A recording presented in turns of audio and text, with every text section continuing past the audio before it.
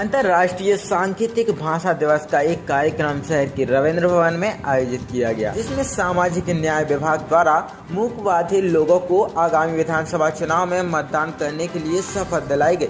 साथ ही स्वच्छता के प्रति जागरूक किया गया। लोकतंत्र में समान लोगों के साथ सहभागिता निभाने की बात को भी सांकेतिक भाषा में समझाया गया। कार्यक्रम में मुख्य अतिथि के रूप में जिला सीईओ उपस्थित रहे।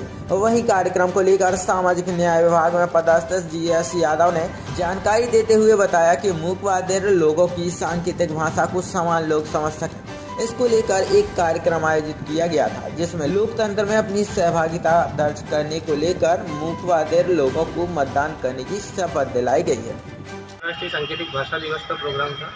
इसमें अंतर्राष्ट्रीय सांकेतिक भाषा दिवस का जो उद्देश्य होता है वो ये होता है कि जो डेफडम बच्चे होते हैं उनको हमारे जो समाज के जो लोग हैं उनकी भाषा को कैसे समझें। तो वो अपनी बात बोलकर नहीं रख पाते हैं, तो अपने सांकेतिक रूप से वो अपनी भाषा को समझा पाते हैं। तो उसी के क्रम में हमने जैसे कि इन बच्चों को हम समाज के जो अन्य लोग थे वो भी यहाँ पे मौजूद थे। वो कुछ संस्थाओं के जैसे कि बुंदेलखंड बधिर संघ के कुछ लोग, उनसे जुड़े हुए लोग यहाँ पे आए। तो ऐसे सब लोग यहाँ पे इनवाइटेड थे। तो उन लोगों के लिए कि वो समाज के सामने अपनी बात कैसे रख पाए।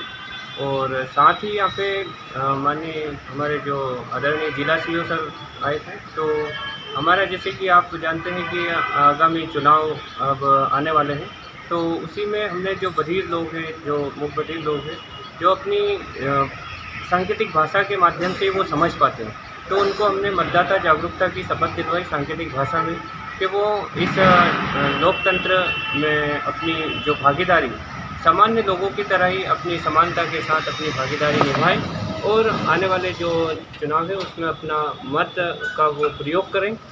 तो उनको सांकेतिक भाषा के माध्यम से ये संदेश दिया गया। और साथ ही हमने जैसे कि नशा मुक्त भारत अभियान चल रहा है, तो नशा मुक्त भारत अभियान की भी बारे में इन बच्चों को बताया, इन लोगों को बताया और साथ ही संस्थाओं के जो भी सदस्य थे उन लोगों को भी बताया। तो इसमें हमारा इनको नशा मुक्ति से संबंधित भी उनको संदेश दिया और हमने उनको मतदान जागरूकता और मतदान करने के लिए भी उनको शपथ दिलाई।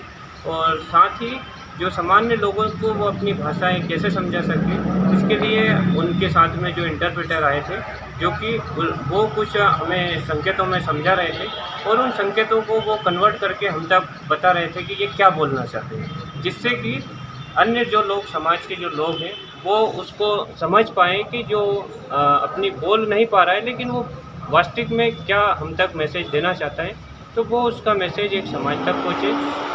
तो इस कार्यक्रम का यही उद्देश्य था कि इन लोगों की जो मुद्दे हैं, इन लोगों की जो बात है, एक सामान्य व्यक्ति कैसे समझ पाए और उसको जान पाए, ताकि इन लोगों को आसानी से उन लोगों की सहायता की जा सके और उन लोगों के विकास में, उनके समृद्धि में हम सामान्य लोग उनकी बात को समझकर, जानकर उनका हम सहयोग कर सकें।